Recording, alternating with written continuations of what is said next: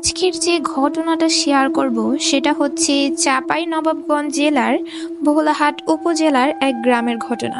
গল্পটি শুরু করার আগে বলে নেবেন কে কোথা থেকে আমার এই ভিডিওটা দেখতেছেন। আমি অবশ্যই তার কমেন্টের রিপ্লাই দিব। তো চলো গল্পটা শুরু করি। অনেক আগের কথা, সেই গ্রামের একবারে পূর্ব পাশে একটা ঘর নিয়ে থাকতো শরীফা বিবি।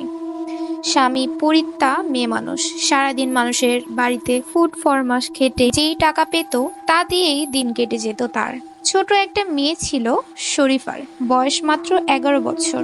সেই মেয়েকে নিয়েই গ্রামের একদম শেষ মাথায় ঘরটিতে থাকতো সে। যাই হোক, ঠিক তাদের বাড়িটার পাশেই একটা বিরাট আকারের বেল গাছ ছিল। সেই বেল গাছ নিয়েই গ্রামের নানান কথা প্রচলিত ছিল। মাঝে মাঝে নাকি সেই গাছের নিচে একটা লোককে বসে থাকতে দেখা যেত। লোকটিকে যখনই দেখা যেত তখনই নাকি দূরে কোথাও কুকুরের কাদার আওয়াজ পাওয়া যেত।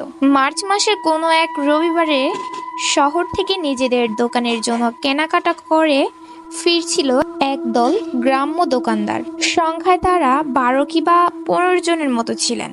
রাত তখন 11টার মতো হবে। শরীফাদের বাসার কাছে আসতেই তারা দেখতে পেলেন সেই গাছের নিচে লোকটি বসে আছে এবং লোকটিকে ঘিরে আছে একদল মানুষ আকৃতি ছায়ামূর্তি। প্রতিটা ছায়ামূর্তি আকারে যেন মানুষের প্রায় দ্বিগুণ।